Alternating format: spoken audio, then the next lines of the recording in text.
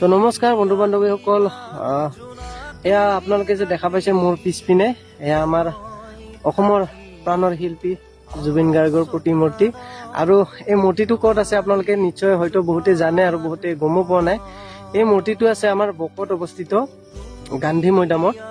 আৰু গান্ধী মৈদামৰ মানে বকৰ পৰা যিটো চমৰীয়া যোৱা ৰাস্তা, সেই ৰাস্তাটোৰে সোমালেই প্ৰথমতে ৰাইট চাইডে এই প্ৰতিমূৰ্তিটো দেখা পাব। আৰু ইমান ধুনীয়া এটা পৰিৱেশৰ মাজত আমাৰ এই দাদাৰ প্ৰতিমূৰ্তিটো বনাইছে। আপোনালোকক মানে কি বুলি ক'ম, মই ভাষাৰে বুজাব পৰা নাই।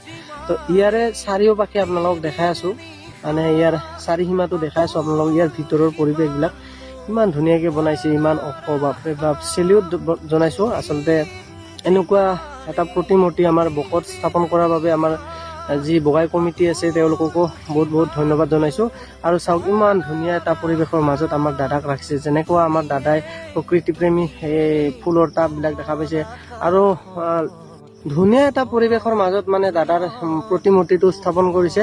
তো দেখিয়ে মানে কিবা এটা ভাল লাগে। আৰু পিছপিনে যে আছে হালধীয়া ফুল লগা গছজোপা, কি গছ মই নাজানো।